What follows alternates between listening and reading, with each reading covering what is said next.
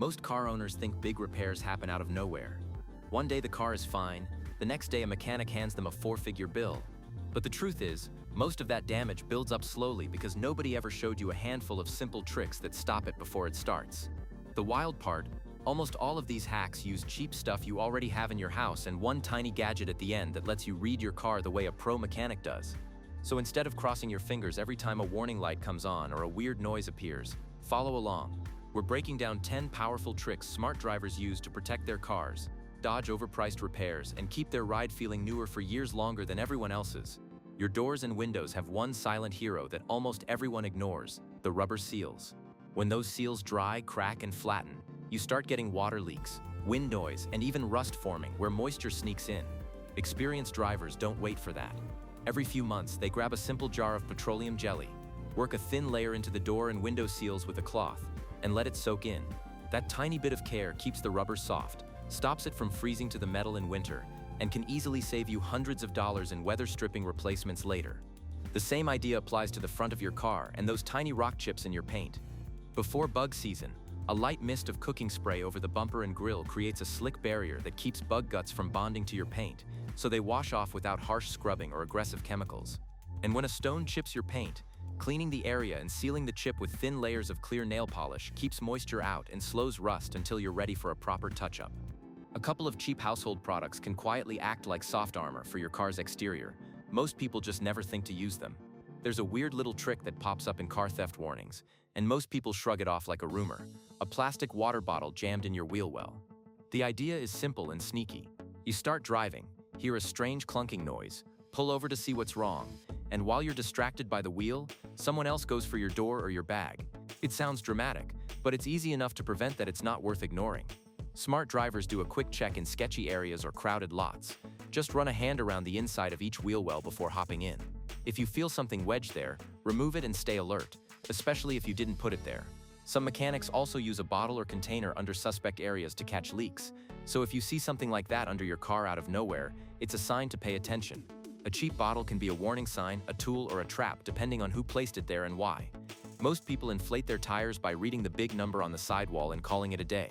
That number, though, is just the maximum pressure the tire can safely handle, not the pressure your car was designed to run at. The correct number is on a sticker inside the driver's door jamb, and it's calculated by engineers based on your car's weight and suspension. When you inflate to that door sticker PSI with the tires cold, you get better grip, shorter stopping distances, smoother ride quality, and even a small bump in fuel economy. But proper inflation isn't the only thing that decides how stressful a flat tire will be. When wheels get installed, experienced drivers and good shops use a tiny smear of anti-seize compound on the threads of each stud, never on the flat face where the lug nut clamps the wheel. Then they tighten everything with a torque wrench to the correct spec. That thin layer keeps the threads from rusting and welding themselves together over time, so when you do get a flat on the side of the road, the lugs actually come off instead of requiring a tow and a broken stud repair. Pop your hood and look closely at the metal brackets, bolts, and housings. All live in a world of condensation, car washes, and road salt. Over time, they start to dull, then rust, and eventually seize. Mechanics know this, which is why many of them quietly use WD-40 as a kind of anti-rust shield in their own engine bays. Once or twice a year, a light coat on exposed metal surfaces helps push out moisture and slows down that creeping corrosion before it turns into broken bolts and seized hardware. Cooling is another slow burn problem that people only notice when it explodes into an overheating crisis. Your radiator and AC condenser sit at the front of the car and gradually clog with bugs, dust, and leaves. When those fins are blocked, airflow drops and your engine and AC have to work much harder. A couple of times a year, gently blowing compressed air from the engine side outwards or rinsing with a soft water spray can clear those fins and bring your cooling efficiency back. 10 minutes of attention here can be the difference between a healthy engine and a warped head after a brutal summer traffic jam. Some of the most annoying car problems start at the battery.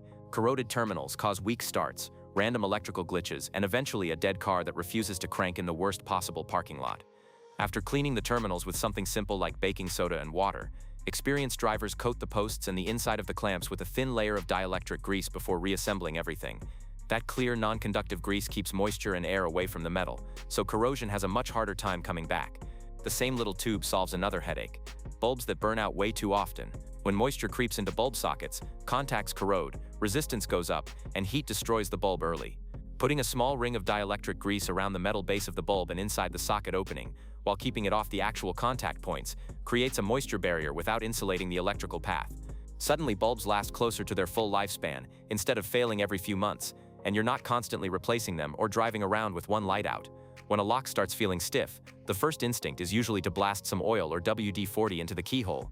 It feels like the right move, but all that oil does is attract dust, turning it into a sticky paste that makes the lock worse over time. Locksmiths almost never use oil, they use graphite powder. 1 or 2 little puffs into the key slot, followed by working the key in and out, coats the internal parts with a dry lubricant that doesn't attract grime and doesn't freeze solid in cold weather. Your wipers suffer a similar slow death when a car sits for weeks or months. Pressed against the glass under a hot sun, the rubber hardens and takes a permanent shape, so when you finally use them, they smear and chatter instead of clearing your view. Before long-term parking or storage, smart drivers simply wrap the blades in soft cloth or pop them off and store them inside the car. That simple move keeps the rubber protected from both glass and UV, so when you eventually turn them on in the first rainstorm, they actually wipe like they're supposed to. Fogged-up glass is one of those problems people attack with instinct instead of understanding. The usual move is to crank the heat and hope it dries everything out, but that just gives you warm, humid air circulating inside the car. The fog lingers and you end up wiping the glass with your sleeve while driving, which is pretty much the worst-case scenario for visibility and safety. The fix is to let the car's own systems do what they were built to do. Run the defrost setting with the AC turned on. It feels wrong at first, AC in cold or damp weather, but the AC compressor's job is to pull moisture out of the air. When you combine that dry air with heat and blow it onto the windshield, the fog disappears much faster and stays gone. Many modern cars quietly enable the compressor whenever you select defrost, and people turn it off without realizing they're defeating the system. Use it the way the engineers intended, and fogged glass goes from a constant battle to a quick step in your startup routine. Cruise control has a reputation as a lazy driver's toy, but when you use it properly, it's more like a built-in fuel-saving system. On long, flat stretches of highway, setting cruise keeps your speed steady and prevents the tiny constant speed swings your foot naturally creates. That smoother pace wastes less fuel, reduces fatigue, and can give you noticeably better mileage over long trips without changing your driving time at all. On hilly terrain though, cruise can quietly work against you. The system will happily downshift and mash the throttle to hold your set speed on climbs, even when a small speed drop would be perfectly fine. Smart drivers switch the cruise off before bigger hills, let the car gently slow a bit going up, and then regain speed by coasting down the other side using gravity instead of extra gas. That mindset shift, treating cruise control as a tool you turn on and off strategically, instead of something you blindly trust, separates fuel-efficient drivers from people who wonder why their highway MPG never matches the numbers on the brochure. Modern cars are loaded with small quality-of-life features that most owners never discover. One of the most underrated is the way your key fob can control the trunk. Instead of just tapping the trunk button once, pressing and holding it for a couple of seconds on many vehicles will pop the trunk or hatch automatically. That means you can keep your hands full of groceries, luggage, or a sleeping kid, and still get the trunk open without juggling everything to reach for a handle. Some cars go even further with a kick sensor under the rear bumper. With the key in your pocket or bag, a quick kicking motion under the center of the bumper tells the car to open the trunk completely hands-free. And while we're talking hidden helpers, check your fuel gauge. That tiny arrow next to the gas pump icon points to the side of the car your fuel door is on. No more guessing at stations, no more awkward repositioning. These little features don't just make the car feel nicer to live with, they save you time, effort, and a lot of small daily annoyances that add up over years. The most intimidating light on your dashboard is the check engine light, because it usually comes with a question mark and a big dollar sign. Dealerships and shops charge solid money just to plug in their scanner and tell you what triggered it, and many drivers feel like they have no choice but to pay and hope they're getting the full story. That's where one tiny tool changes everything. A simple Bluetooth OBD2 scanner, often around $20, plugs into the port under your dash and pairs with an app on your phone. With it, you can read the exact trouble codes your car is throwing, see what system complained, and look up common causes before you ever talk to a mechanic. You can decide if the issue is something simple you can handle, or something serious that really needs a pro. You can even clear codes after you fix the problem. It doesn't turn you into a technician overnight, but it removes the mystery, and once you've used it a few times, that glowing check engine light feels a lot less like a threat and a lot more like useful information. Most drivers treat car problems like bad luck, random, expensive, and completely out of their control. But now you've seen that a lot of what mysteriously goes wrong with a car is really just the result of tiny things being ignored for years.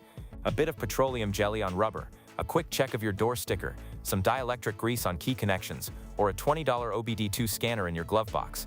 None of these are complicated, but together they flip the script. Instead of waiting for a mechanic to tell you what went wrong, you're preventing the issues before they start and understanding your car on your own terms.